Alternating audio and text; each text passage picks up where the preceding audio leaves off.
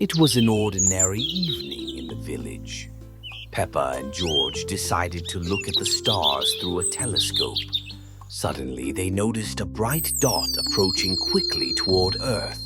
It turned out to be an unusual spaceship that landed nearby. Out of the ship came strange creatures. Aliens. They were menacing, with sharp teeth, bright eyes without pupils, and long arms with claws. Suddenly, glowing balls flew out of the ship. These were mini aliens circling around. They glowed gloomily and ominously, and their movements were quick and sharp.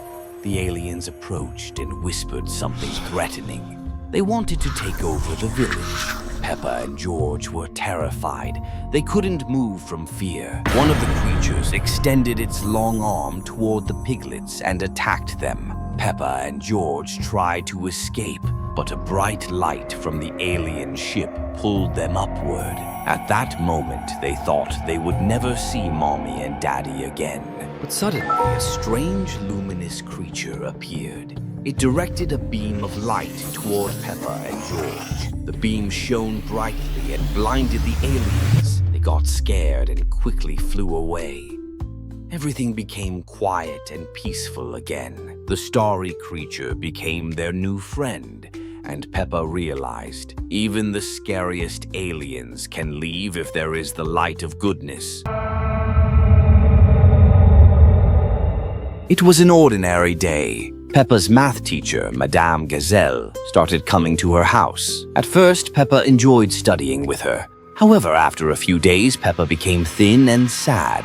Her parents started to worry. Peppa, you must eat. Mama Pig insisted, but Peppa didn't want anything except math.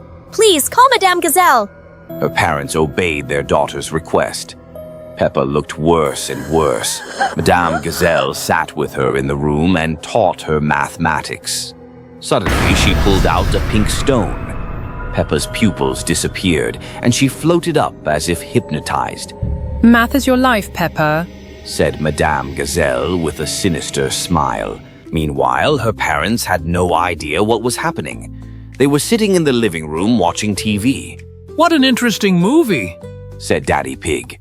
A few days later, Peppa could no longer walk or talk. Why isn't she getting better? Mama Pig asked, wiping tears from her eyes. One day, Mama Pig saw Madame Gazelle smiling menacingly, holding a stone over Peppa. What is going on here? Shouted Mama Pig. Get out of here, Madame Gazelle, said Daddy Pig, looking at her with suspicion. The room darkened. Madame Gazelle transformed into a terrible monster that only said one thing. Math will take over the world. Bow to it. A cold wind blew. Everything around turned into a tornado of notebooks and numbers. In the morning, everyone sat at the table with crazy faces. They were solving problems while Madame Gazelle loomed over them as if controlling their minds.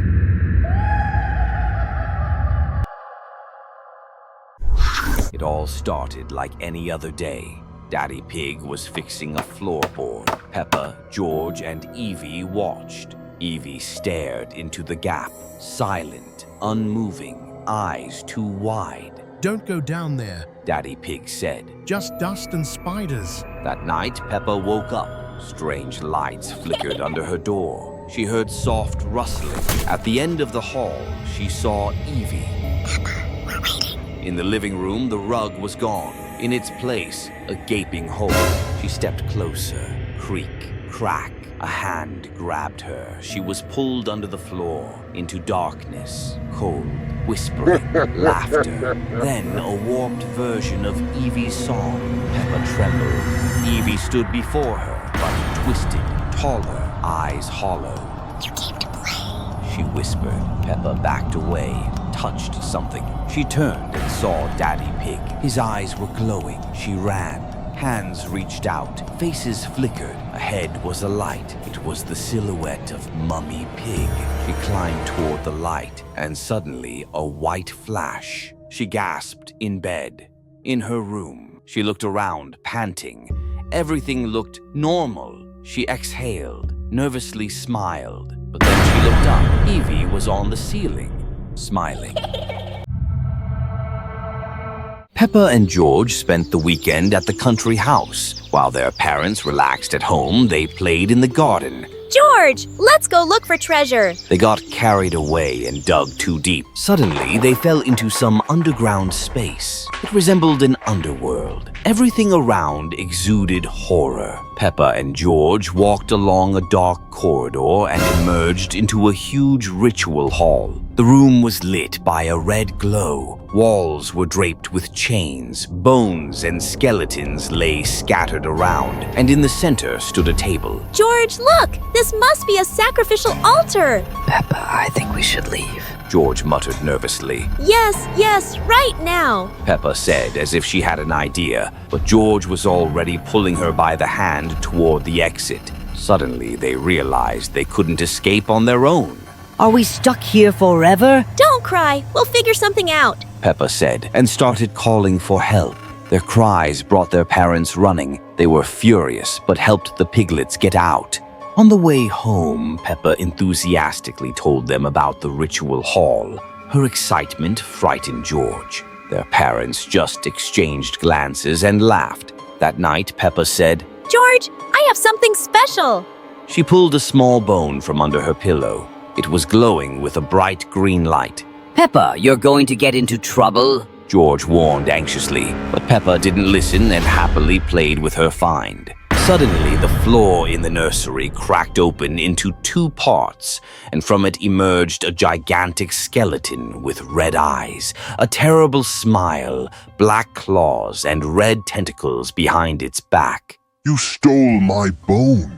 You will pay for this, it said in a demonic voice. The skeleton grabbed Peppa's hand and lifted her toward the ceiling. Meanwhile, Dad and Mom Pig were sitting in the living room reading books. Suddenly, Evie ran into the room. Bear! Where is my bear, Mommy? Honey, he's probably lost again among your toys. Let's go find him. Mommy Pig picked up Evie in her arms, and they headed to her room. When they opened the door, they froze in horror. Everything in the room was upside down. Walls were scratched with claws, and in the middle of the room hung Bear on a rope with black crosses instead of eyes. My bear! Sweetheart, it's just some evil joke. Mom said nervously. Suddenly, they heard wild screams from Peppa's and George's nursery. The room was in chaos. George was hanging in a net in the upper corner of the room with white eyes as if hypnotized. Peppa was standing against the wall with black eyes and a creepy smile. She was whispering some spell and scratching something on the wall with a bone. Dad Pig was lying on the floor and barely managed to say, Run! In the center stood an ominous skeleton. It turned toward the door and whispered in that same chilling demonic voice. Oh, we have guests. You're just in time. I just finished with these little pigs. Peppa and Susie decided to go to the beach. The clouds were gathering. Waves roared with gloomy thunder, and the wind howled. The girls began building sand castles. Suddenly, they noticed a dark whirlpool in the water, pulling everything around it. Suddenly, the water monster emerged from the water, sinister with shiny scales and creepy, empty eyes. "I've been waiting for you," he said. "I guard this abyss and take everyone to the bottom. This abyss has swallowed many. It takes those who are not afraid of their fears. If you want to learn its secret, you need to throw something precious to you into this abyss." Susie threw her favorite toy into the whirlpool. The water in the abyss splashed and terrifying faces of lost souls appeared on the surface. Peppa threw her favorite ball, and at that moment, the whirlpool boiled over, swallowing her soul. "You have become part of me. Now you will stay in this abyss forever." Their souls were pulled into watery silence. When they opened their eyes, they found themselves on the dark seabed. They noticed two red eyes watching them from the darkness. Suddenly, a terrifying sea duck jumped out, sharp-toothed and enormous. Peppa thought it looked familiar. The duck transformed into an even more horrifying silhouette that chased them across the seabed. The girls tried to swim faster, but their strength was fading.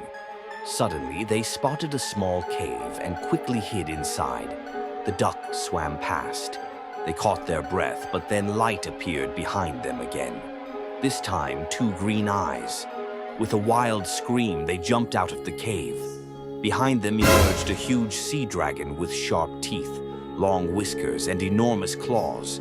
It wrapped its tentacles around them and dragged them into its cave. No one ever saw them again.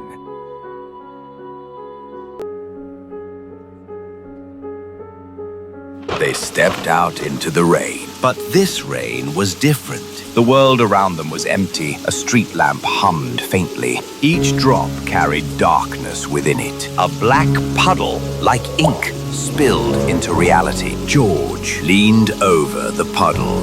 Emily grabbed his shoulder, stopping him. Step back. It seemed the puddle was fading.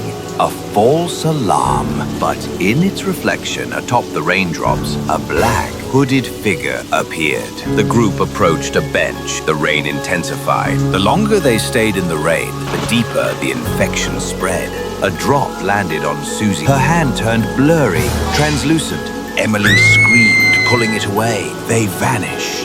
Peppa noticed bubbles rising in the old well. Evie began to cry softly. Black liquid dripped from the corner of her mouth. She reached toward the well. Even the little one understood. Something was hiding there. From the puddles lining the path, tendrils slithered out, surrounding Susie and Emily. The darkness didn't just take, it held on.